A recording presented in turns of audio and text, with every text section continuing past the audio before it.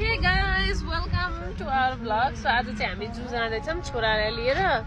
तर जू पुग्दा ओर्दा चाहिँ छोरा निदाउँछ जस्तो छ। अनि बच्चालाई लिएर हिँड्दा कस्तो हुन्छ हेर्सी गाइस। दुईटा सिट त पुरै बच्चाको सामान मात्रै छ।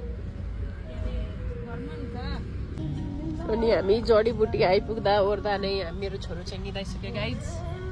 जाम चाहिँ उति नै हुँदो रहेछ शनिबार पनि।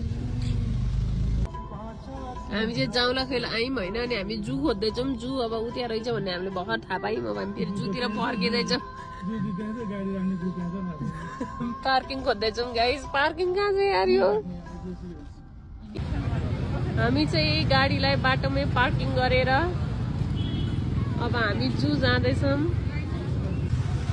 गाइस। म जू चाहिँ यो मेरो सेकेन्ड हो कि थर्ड टाइम हो होइन। यस्तो भिड हुँदो रहेछ कि यहाँ त राम्रो यहाँ चाहिँ टिकट काट्ने यस्तो भिड छ होइन। तर ई सेवामा जू लेखेर छान्नु भयो भने त्यहाँबाट अनलाइन टिकट काट्न मिल्छ। एन्ड देन हामीले पनि अनलाइन टिकट काट्यौँ अनि भित्र जाँदैछौँ अब।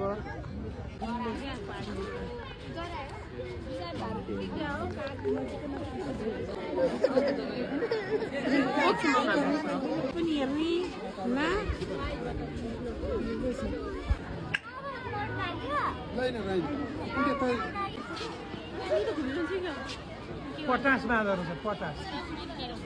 यो सानो होला यो ठुला होला। ऊ त्यो माथि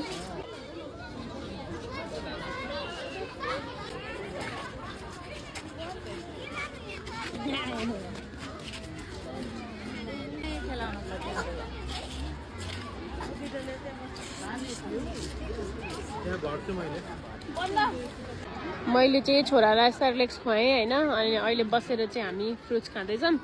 बाबाले छोरालाई लिएर गइसक्यो। मामु र म चाहिँ खाँदैछौँ। त्यहाँ चाहिँ बाबा आउँदै हुन्छ बच्चा खेलाएर। हामीले चाहिँ खाइसकेकै थिएनौँ।